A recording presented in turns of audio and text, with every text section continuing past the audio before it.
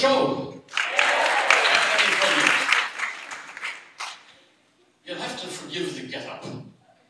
I'm starting to celebrate the weather and the greed a couple of days early. You know, for me, St. Patrick's Day is a 3-day celebration. Number 1, March 17th, St. Patrick's Day. March 18th, my birthday, thank you very much. In fact, on Monday, I celebrate the 40th anniversary of my 39th birthday. I like to think young. My parents are O'Neill, Callahan, Keeney, and McHugh. So you know I'm full of the blarney. And I'm here to share a little of that with you tonight. Kevin Mahoney was feeling a little bit under the weather, so he goes to see his doctor. After checking him out, Dr. Kelly looks a little puzzled and he says, "I'm very sorry, Mahoney, but I can't quite diagnose your trouble. I think it's the drink." "Oh, that's okay. Don't worry, Dr. Kelly. I'll just come back when you're sober."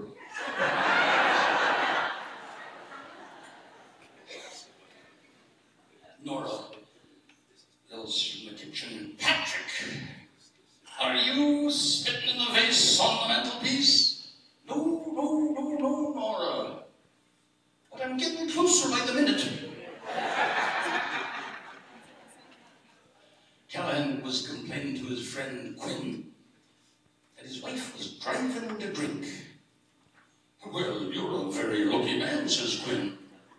"My wife makes me drink."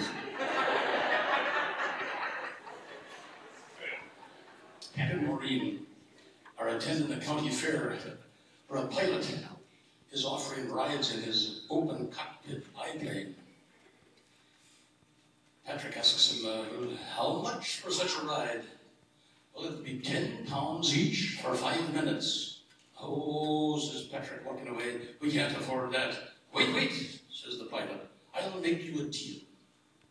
If you can go the full 5 minutes without making a sound, then the ride is free. But if you make a sound, you'll have to pay the £20. Rory said, "Oh, come on, Patrick. We've never been in an airplane. We won't make a sound." So in they climb and up they go. Well, the pilot does everything he can to scare the wits out of them. Dives and banks and turns and spins, flying upside down, and then loops and loops, and then finally one big loop-de-loop. Not a peep out of either of them.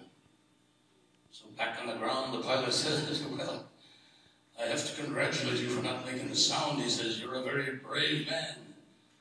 Patrick says, "Well, that may be. But I must admit, I had to bite my tongue on that last loop-de-loop.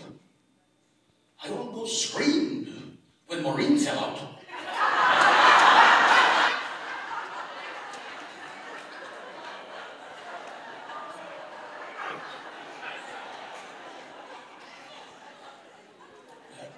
Paddy O'Toole's little dog, Casey, his constant companion for 20 years, suddenly dies.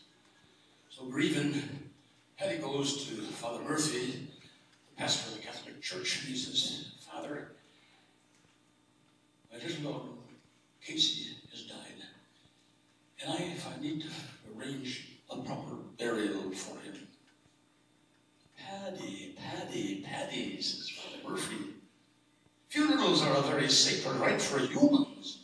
We can't be burying dogs." "But Father," he says, "he was like a brother to me for 20 years. I'm fierce mourning his loss. I've got to do something. I've got to get a proper burial for him. What can I do?" "Well," says Father Murphy, "I suppose you could go down the street to one of them other churches. You never know what they'll be doing." "Well, okay, Father." And so he starts to leave. Oh, he turns back and he says, "Wait, Father, how much for such a service? Would £2,000 be enough?" Paddy. Why didn't you tell me Casey was a Catholic?"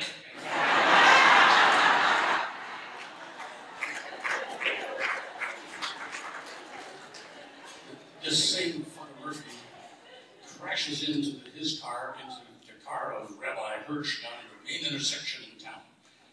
And they get out and they stagger to the curb. And poor Rabbi Hirsch is holding his head. Oy vey, what a wreck.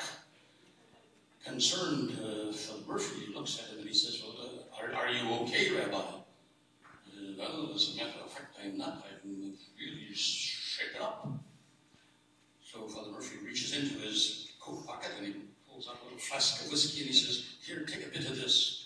It'll calm your nerves. So Rabbi Hirsch takes this flask and drinks it down. Sure enough, he does feel a little better. But he's still worried about the accident. Oh, what a mess we've made here. What are we going to tell the police when they come? Well, says Father Murphy, I'm not sure what you'll be telling them. But I'll just say, I wasn't the one drinking.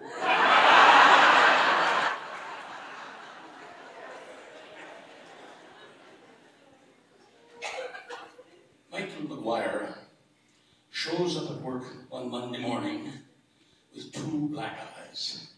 Michael, says Patty, what in the world happened to you? A bar fight at O'Brien's pub on Saturday night? No, Michael says, no. In fact, he says, I was in church Sunday morning.